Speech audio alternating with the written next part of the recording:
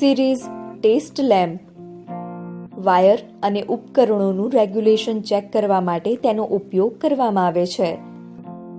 Series test lamp બનાવવા માટે જરૂરી સાધન અને સામગ્રી: side cutting plier, screwdriver, wire stripper, lamp, લાલ અને કાળા રંગનો વાયર, 3-પિન ટોપ અને હોલ્ડર.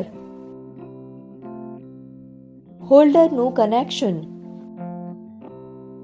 વાયર સ્ટ્રીપરની મદદથી વાયરના ઇન્સ્યુલેશનને દૂર કરો. ઇન્સ્યુલેશન કાઢતી વખતે સ્ટ્રીપર પર બહુ જોર ન કરો. હલકા હાથે ઇન્સ્યુલેશન કાઢવાથી વાયરના કંડક્ટરને નુકસાન નહીં પહોંચે અને ઇન્સ્યુલેશન પણ સારી રીતે નીકળી જશે. વાયર સ્ટેન્ડ સાથે રાખવા માટે તેને હાથ વડે વળચડાવો. હવે બંને વાયરને હોલ્ડરની કેપમાંથી બહાર કાઢો. ત્યારબાદ આ વાયરને સ્ક્રૂડ્રાઈવરની મદદથી હોલ્ડરના ટર્મિનલમાં જોડો. કંડક્ટર ટર્મિનલથી વધારે બહાર ન આવે તેનો ખ્યાલ રાખો. બંને વાયર એકબીજાના સંપર્કમાં આવી જાય તો શોર્ટ સર્કિટ થઈ શકે છે.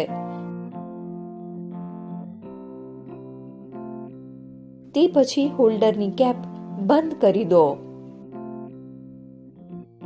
3-પિન ટોપનું કનેક્શન: સ્ક્રૂડ્રાઈવરની મદદથી 3-પિન ટોપના સ્ક્રૂને કાઢીને તેનું કવર ખોલો.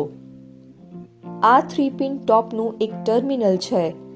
જમણી બાજુના ટર્મિનલમાં ફેઝ વાયર એટલે કે લાલ રંગના વાયરને જોડવામાં આવે છે. ફેઝ ટર્મિનલ દર્શાવવા માટે 3-પિન ટોપની સામેની બાજુના કવર ઉપર L લખવામાં આવે છે. ન્યુટ્રલ વાયરને હંમેશા ટોપની ડાબી બાજુએ જોડવામાં આવે છે. ન્યુટ્રલ ટર્મિનલ દર્શાવવા માટે 3-પિન ટોપની સામેની બાજુએ કવર પર N લખેલું હોય છે. બંને વાયરને એક સ્લીવમાંથી બહાર કાઢો. વાયર સ્ટ્રીપરની મદદથી તેમનું ઇન્સ્યુલેશન દૂર કરો. ત્યારબાદ સ્ક્રૂડ્રાઈવરની મદદથી લાલ વાયરને ફેઝ ટર્મિનલમાં જોડી દો અને કાળો વાયર ન્યુટ્રલ ટર્મિનલ સાથે જોડી દો.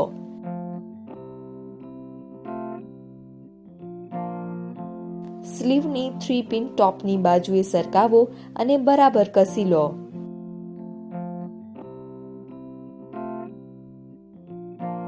થ્રી-પિન ટોપનું કવર લગાવો અને સ્ક્રૂને સ્ક્રૂડ્રાઈવરની મદદથી કસી લો. લાલ રંગના ફેઝ વાયરને સાઇડ કટરની મદદથી લગભગ વચ્ચેથી કાપો. વાયર સ્ટ્રીપરની મદદથી ફેઝ વાયરનું લગભગ અડધો ઇંચ ઇન્સ્યુલેશન દૂર કરો અને કંડક્ટર ભેગું કરવા માટે હાથ વડે ગોળાકારમાં ટ્વિસ્ટ કરો.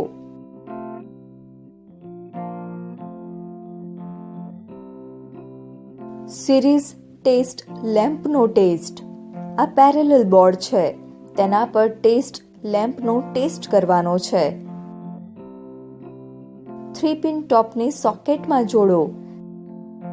સ્વિચ ચાલુ કર્યા પછી ફેઝ વાયરના છેડા એકબીજા સાથે જોડવાથી સર્કિટ પૂરી થઈ જાય છે અને લેમ્પ પ્રકાશિત થાય છે. સિરીઝ ટેસ્ટ લેમ્પની મદદથી વાયરનું રેગ્યુલેશન કેવી રીતે ચેક કરવામાં આવે છે? ફેઝ વાયરના બંને ટર્મિનલને વાયરના બંડલના બંને ટર્મિનલ સાથે જોડો. ટેસ્ટ લેમ્પ પ્રકાશિત થાય તો તેનો અર્થ એ છે કે વાયરમાં રેગ્યુલેશન છે અથવા વાયરમાં ક્યાંય કટ નથી. વાયરની વચ્ચે ક્યાંય પણ કટ હશે તો ટેસ્ટ લેમ્પ પ્રકાશિત થશે નહીં.